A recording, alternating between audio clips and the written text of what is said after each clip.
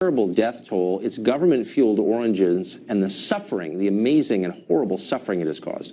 Today we conclude our series, Drugged, with a look at the addicts themselves and the tough journey back to sobriety. This is what the opioid crisis looks like in America.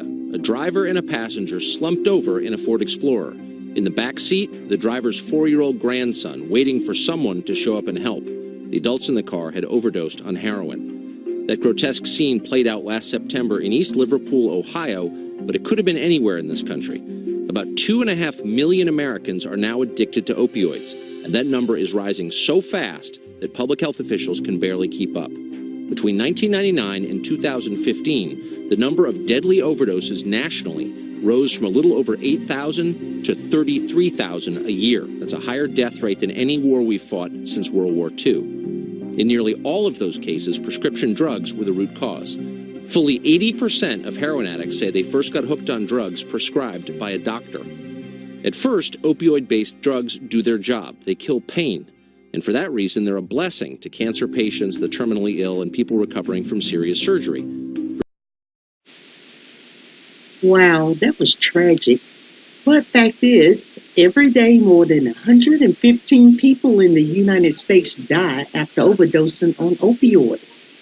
The Center for Disease Control and Prevention estimates that the total economic burden of prescription opioid misuse alone in the United States is $78.5 billion a year. And this includes the cost of health care, lost productivity, addiction treatment, and criminal justice involvement. But wait, many of you might say to yourself, but what exactly is opioids? Okay, opioids are a class of drugs that is used to control pain. They include illegal drug heroin, synthetic opioids such as fentanyl, and pain relievers available legally by prescription, such as oxycodone, hydrocodone, codeine, morphine, and many others.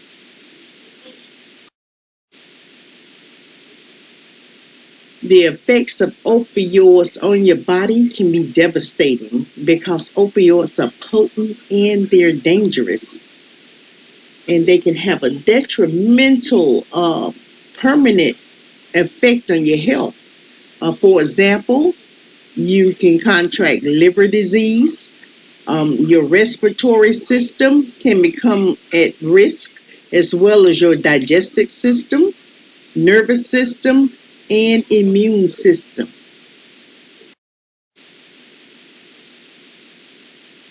And ultimately, you could experience death, which is irreversible, as we all know. But wait, you might ask yourself, well, I'm the one doing the drugs. How does this affect, my children? Does it have any effect on my children? And the answer to that question is yes. Newborns whose mothers are addicted to opioids may undergo withdrawal themselves and need special treatment. Children living with an addicted parent dealing with constant uncertainty and fear. And the key words here is constant uncertainty and fear. That's very detrimental to a child living under those conditions. In very young children exposed to toxic levels of stress that impair brain development. And as reason why I repeated that, because that was also key words. Toxic levels of stress, and that toxic level does impair brain development. Okay, and children of all ages are at risk for accidental ingestion or inhalation of toxic substances.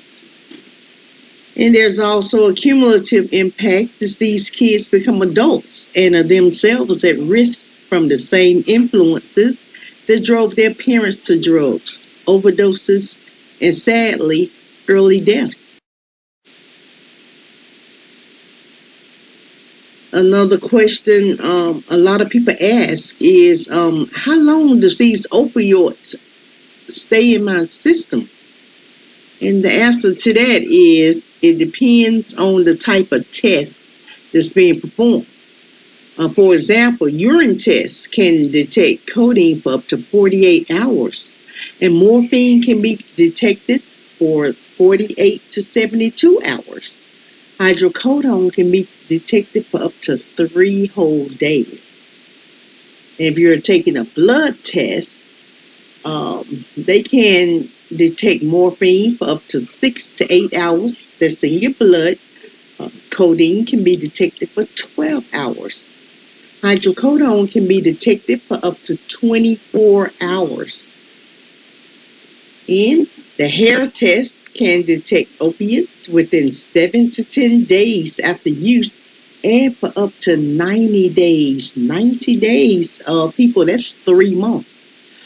Saliva tests can detect opiates within 5 to 10 minutes of use and for up to 24 to 36 hours.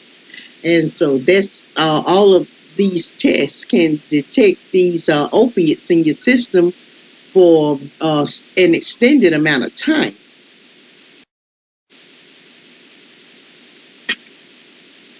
So now that we've gone over that, you might be wondering to yourself, how do people stop? How do people stop using?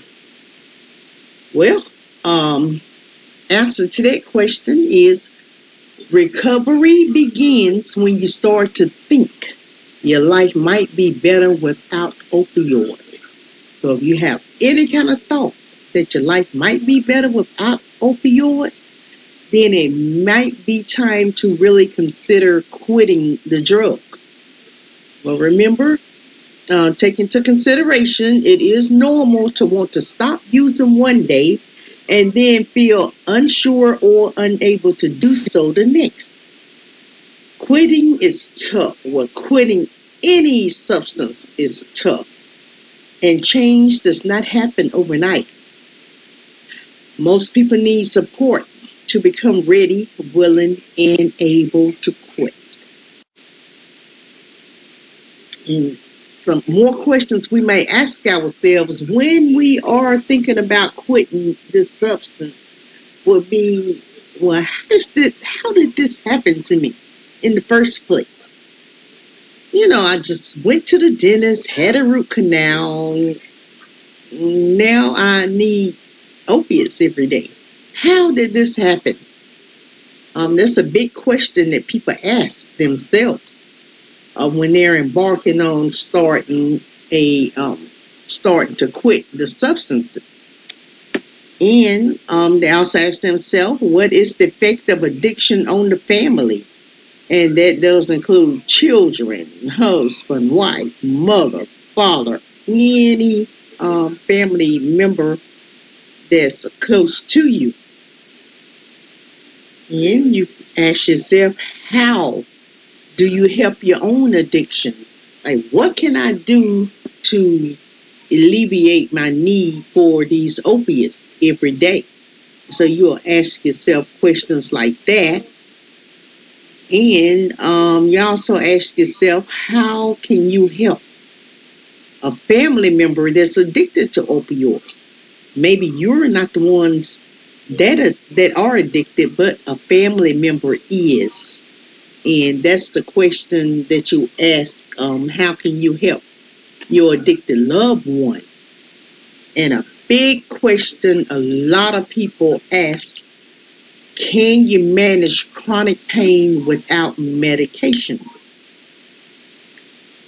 And those questions can be answered once you embark on your journey to overcome opioid addiction. Okay, and now that you might be thinking about making a change, Life Skills Academy can help. Just go to lindamcqueen.org. The page opens up to Life Skills Academy. And while you're there, take advantage of the forums, the chats, group meetings, and webinars. Remember, lindamcqueen.org. And it's Life Skills Academy that page will open up to. And I will leave a link at the bottom of this video. A link will be at the bottom of this video to lindamcqueen.org. And please leave your comment and subscribe to my channel. And thank you.